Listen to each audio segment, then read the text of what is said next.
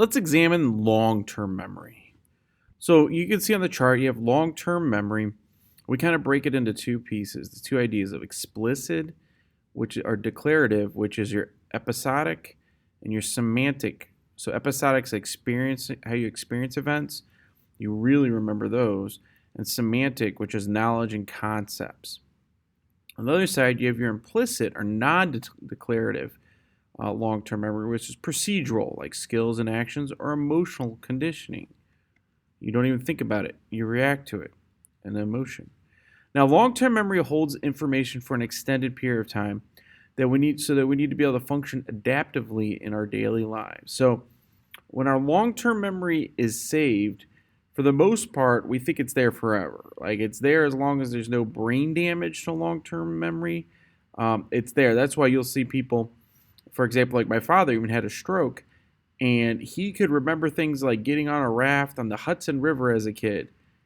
But then we'd ask him, I'd be like, Dad, what'd you have for breakfast? And he would be like, I don't know. Like his short-term memory and what was happening, he couldn't remember that because it had not. That's where the struggle was. The damage was in the brain. Because you have a stroke, you cut off oxygen to certain parts of the brain, and you can cause brain damage. So long-term memory is kind of like a filing cabinet. It's like how you have drawers in a filing cabinet. You can like put all these things in the drawers. Now the trick is going to be how do we get that stuff back out of the filing cabinet? So we said there's three primary processes of long-term memory. Semantic memory is the kind that is the ability to recall deeper meaning of concepts. So, for example, observe when a person can successfully explain what it means when a country has a democratic form of government. And that's one of the challenges of school is we're really trying to use a lot of semantic memory. And we're trying to get you guys to make connections between all these courses. And sometimes we're going to find out it's through not always the best ways. So if somebody's already excited about the concept, then they'll start making these connections. They'll be like, ooh, yeah, I never thought about that. Putin and Russia, they're not a democracy. So they have, if you have some kind of emotional feeling, we're going to find out it's actually easier to remember things. You have procedural memory, the ability to recall and the correct order of steps or needed to successfully complete a task. For example, observing when a person explains the correct order of steps required to bake a cake or drive a car. How do you drive a car? Well, first you put your seatbelt on, then you put your hands at 10 and 2, and then you have to start the car by pressing the button and blah, blah, blah. Well, we all know how to do that. We just do it without even thinking about it. That's your procedural memory. You could explain it to people if you had to, but if you've been driving a car like I have for quite a while, you can easily get through that. Then you have your very powerful episodic memory. Episodic memory is the ability to recall a sequence of happenings, for example, of like an eyewitness account, also known as eyewitness recall. And I don't know what you guys know about eyewitness accounts, but they're horrific. They're terrible. And it's really sad to think about for thousands of years that how many innocent people have gone to prison or sentenced to death for crimes they did not commit because people's memories and their witness accounts are terrible. They're horrible at explaining things. You ever play telephone with somebody? By the time it gets to the fifth or sixth person in the line in the telephone game, the story's changed. We can't remember what we think we see and what are two different things. Episodic memory is not very accurate. However, we'll find out if there's like an emotional example, we tend to remember things. Even if it's wrong, we tend to remember it much easier. So examples: observe when a person can accurately report the sequence of events that occurred during a bank robbery. So if something traumatizes you, it should stand out in your mind, or something that is really in depth in your brain because you've really experienced it. That would be episodic memory. So you can see the chart at the bottom is semantic, facts, general knowledge. You have episodics, personal experience events. You'll never forget your first kiss. You'll never forget your wedding. Things like that, they really stand out. Procedural, skills, motors, cognitive. How do you brush your teeth? I'm sure you guys don't think about how you brush your teeth. That's procedural memory. Now, information is stored in the long-term memory probably for pretty much forever. I mean, there is ways that could, if you had brain damage or something, that you might lose the information. But once it's in there, it's in there. The problem is, can you get to it? Can you retrieve it? Can you get to the file cabinet? If you have lots and lots of file cabinets, it doesn't mean you remember where the heck you stuck the stuff in which cabinet. So the trick is you have to build what's called neuroplasticity, where you have to keep building these. Your brain's like a big little piece of jelly, and you're shooting these little electrical impulses into this jelly, and they're talking to the neurons. And what you're trying to do is reinforce those pathways. That's neuroplasticity. So the more that you can get the neurons to fight and fire and talk to each other, it's going to be easier to recall the information. So we call this recall or retrieval. Retrieving the information on the basis of simple cues. What is your home address? Well, boom. I mean, you guys could probably cite your home address off in a second if you've lived there for a while. And I've had kids that obviously they just moved in to Florissant or something, and they're like, oh, I actually don't know. But I could be like, boom, boom, boom, boom, boom. My number is blah, blah, blah, blah, blah. Okay, cool. You have quick retrieval.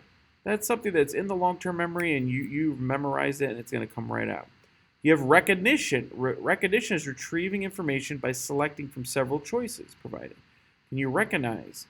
I can't remember the name of the breakfast cereal my wife asked me to buy, so I go to the cereal aisle, and I look at all the boxes, and then I can recognize the right one. When I see it, oh, that's it. It's Special K. Special K, it's got that red and white box. Oh, now it's making sense. I recognize it. So you guys, and we all recognize things, and that helps us to remember things. Like, oh man, I recognize that guy's face. Who is that? Oh, that's right. I don't know if you've ever done this with an actor on a movie or a TV show.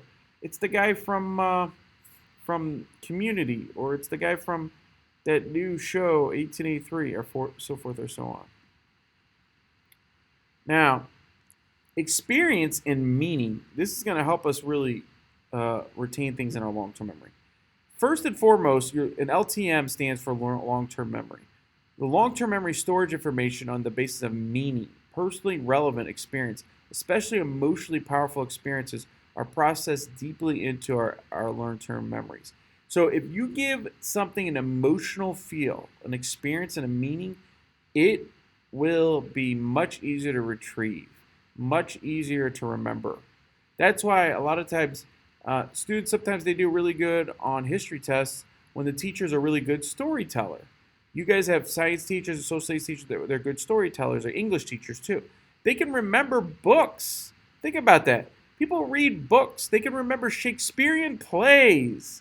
Think of how long a play is. Thousands and thousands and thousands of words. Okay? But if you go around and you ask somebody, can you give me pi to the 20th digit? They'll be like, I can't remember that. Because it doesn't have any meaning. It doesn't have an experience and connection to them. So that's why the trick was I was trying to show you guys is you could do what's called the memory palace, where you make an imaginary palace in your head and you give things meaning. If you do that, you can remember things. You can even remember long-term memory. You could learn things about semantic, and sensory, short-term memory. So sensory memory is information is not transferred. So let's say, okay, so your senses. Oh, I remember when I fell into the water and I did a belly flop, and man, did that hurt. My senses, they had to process that very quickly. That it shot over into my short-term memory. So I'm imagining me going through an experience. That's going to really give it experience and meaning. It's going to help me remember things. That's why one of the tricks is when you're reading something, you're learning a concept, maybe it's not the most exciting concept, but can you give it meaning? Can you create this imaginary palace and walk through it and be like, okay, I see that senses, I see an ear, and draw images. That's why it's really good to sketch on your Cornell notes, or draw things and doodle, but doodle about what you're talking about in your classes, not just about anything. Categorization is a long-term memory also stores information on the basis of categories, classes, and relationship. So it'll put things in your brain that go together and they make sense. Believe it or not, a lot of times people say, well, math has nothing to do with music. I disagree. Math and music in a lot of ways are almost the same thing. If you don't know how to count a 4/4 beat, you're going to have some problems playing guitar or drums. But if you could count and keep rhythm, those are very similar. So those might actually be in the category that falls into your long-term memory and they're in the same place. That's categorization. Novelty. Now, if something's a novelty, the information is distinctive, it's unusual, or it's unique, it's also easily processed into long-term memory. If something stands out to you as special or unique, like, wow, that was really cool. When we played that game, we played an artist goes to Metro's room. When we played that game, you might actually think that was kind of cool. You might remember that. You might remember when we drew sensory memory on the board and how we did that because it was different. You didn't play that game very much before. It was unique and it was different, and it'll help you remember things than if I just stood there and said, this is sensory memory, this is sensory memory. Now, this is the one you probably get the most at school or your parents. A lot of times we sit there and we use repetition and rehearsal. It's not the most effective method of long-term memory processing. Repetition can be used to process information into long-term. It does work, especially information is meaningless, not easily categorized, or not novel. So if it doesn't have meaning, you can't connect it with other things, and it's not very unique, it's going to be really hard to remember. Now, if I tell you a story about memorization, like we talk about H&M, or we talk about Phineas Gage, and how Phineas Gage, he had forgot some things in his personality, really disappeared. But within 2 years, he started getting even though he had a piece of steel drilled through his head, he started remembering things again. And his brain could restore his memories. He started building his neural pathways back. Well, that's a cool story. This H&M, this guy that had brain damage, and he couldn't remember short-term things, but he remembered. Those are cool stories. Those are stories that are going to give us meaning and help us remember short-term and long-term memory a lot better than if I just go, your short-term memory holds information. You only got about 30 seconds to move it to the long-term memory. That's not very interesting. That's repetition. I want you guys to repeat this. I want you to repeat this. I want you to repeat this. And this Ed puzzle is repetition since we're doing a lot of stuff in class. But also, I'm trying to tell you stories and make connections. And can we do that?